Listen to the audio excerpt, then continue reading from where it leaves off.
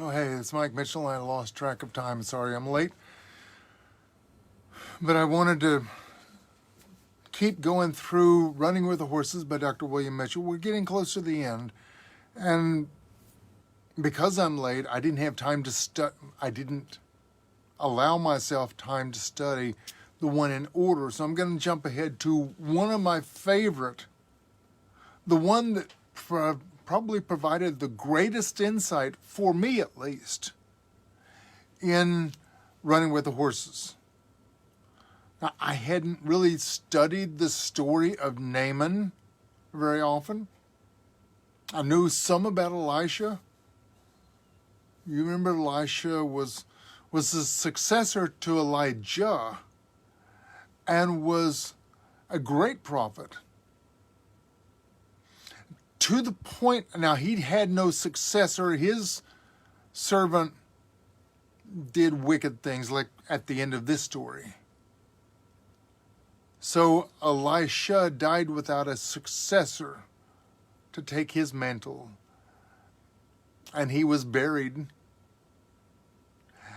And in one of the battles, a soldier was killed, and they saw the grave, and they opened up the grave and threw the body in, and when the body touched the bones of Elisha, he was restored to life. There was enough spiritual energy still in the dead bones. So Elisha is a special character. Now this story is, throat's a little dry. This story is about a Naaman, commander in the army of the king of Aram. Aram and Israel and Judah were not always friendly. I mean, they were neighbors. They went to war occasionally. But Naaman was a commander of the army. And it says highly regarded by the king. And so the king, Aram, and they had done some raiding and captured. And one of the girls that they captured was from Samaria, which is the area of Israel. Remember the two tribes. The two halves that broke apart into the northern 10 kingdoms of Israel and the two southern kingdoms of Judah and Benjamin. And Samaria is one of those northern tribes, or northern regions. And a girl from that region had been captured in one of the battles, and she became a servant to Naaman. And as it happened, Naaman had leprosy. He had contracted leprosy somewhere along the way, which is, it's an unclean and contagious. They say that leprosy was a different leprosy than what we have today. But that was thought to be contagious, but yet he was still commander. He had earned himself enough of a position, so he was still in charge. And the servant said, I know a prophet. You should go see the prophet it's too bad that you can't go to Samaria and see the prophet there.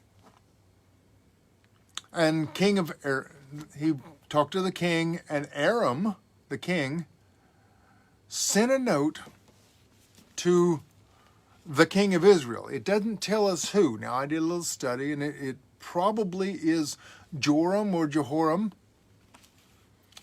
who had married the daughter of Ahab and Jezebel. So probably had some knowledge of God, but likely not an active worshiper. It's pure speculation. The king said, "Go, and I will send a letter to the king of Israel." This is 2 Kings 5. So Naaman left, taking with them 10 talents of silver, 6,000 shekels of gold, and 10 sets of clothing. That's a lot of money. Took to the king of Israel and said, "With this letter I'm sending my servant Naaman to you, that you may cure him of his leprosy." If someone came to you and said, "I want you to cure my servant," can you? Now, the king of Israel read the letter and said, "How can I do that? Am I God? I can't do that." Now, he's trying to pick a fight. But Elisha heard about it. And he said, "Send him to me. What are you worried about? Don't you know that there's a prophet in Israel?" So Naaman went to see Elisha. Elisha did not come to the door. He sent his servant and sent his messenger and said, "Go and wash yourself 7 times in the river." Naaman, a person of great importance, was a little upset that the message came not from the prophet, but from a messenger. And he just wanted him to go wash in the Jordan River, or presumably the Jordan River, but the local river. And he was upset and said, "I thought that he would surely come out to me and stand and call on the name of the Lord his God, wave his hand over the spot and cure me." Magic, abracadabra, yeah. Aren't the rivers in Damascus better than any of the waters of Israel? Couldn't I wash in them and be cleansed? He missed the point. It wasn't the water that cured. It was the obedience. Because he washed himself 7 times, and first 6, nothing happened. After the 7th, he was cured. So remember, it was the obedience of doing the task. God had given him a task to do, and in the obedience, he was cured. Because, the servants had said, "If the prophet had told you to do some great thing, you would have done it. Now he's asked you to do a little thing. Why don't you do it?" And it happened. And he looked at it, and he's cured. I went back to Elisha and said, "Thank you. I know that there is no God in all the world except Israel, the God of Israel, except in Israel." Now remember that. It's not that he wasn't thinking of a universal God. He said there's no more powerful God than the God who resides in Israel. Let me go ahead and tell you. At the time, every nation had their private God. They had the God of this land and the God of these people and the God of those people, and everyone worshiped their own God, little g God. And he was assuming that Israel had their own God just like everybody else had their own God. And so he believed, rightly so, and he said it here, there is no God in all the world except in Israel. He says, this is the true God, and he lives in Israel. Now please accept a gift of appreciation. Elisha said, surely as the Lord lives, I won't accept anything. And Naaman said, well, if you won't accept any payment for your services, would you at least give me as much earth as a pair of mules can carry?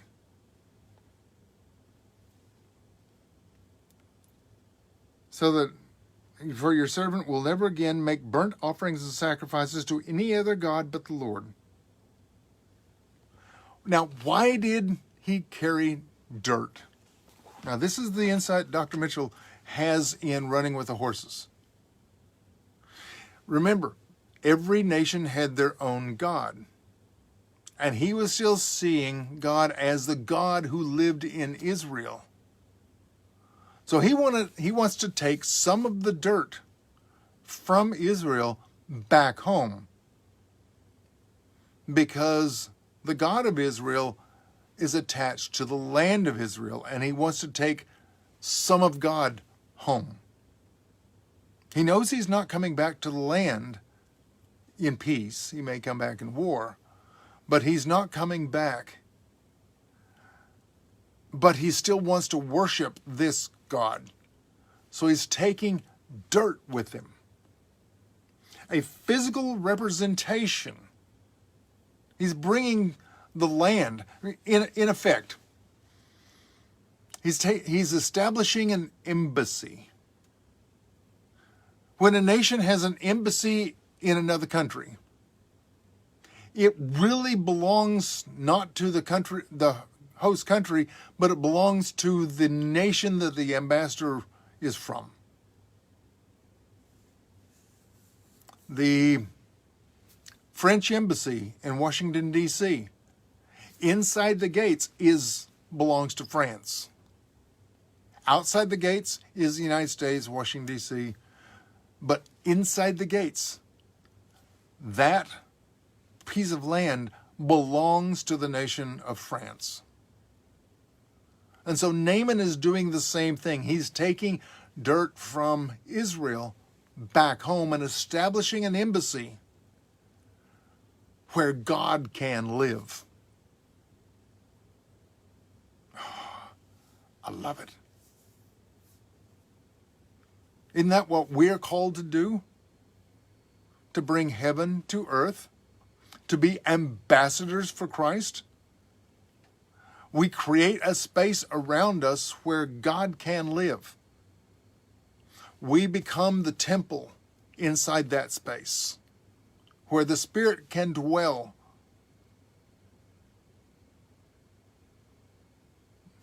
I love the story.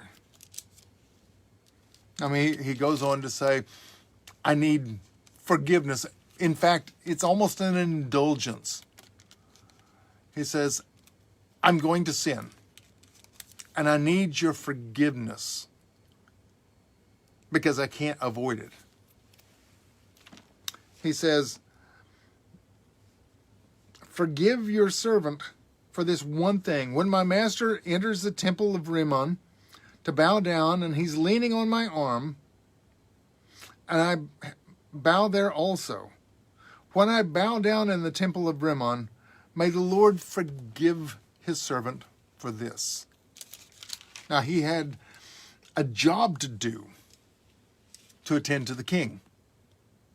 And the king went and worshiped the God of that land.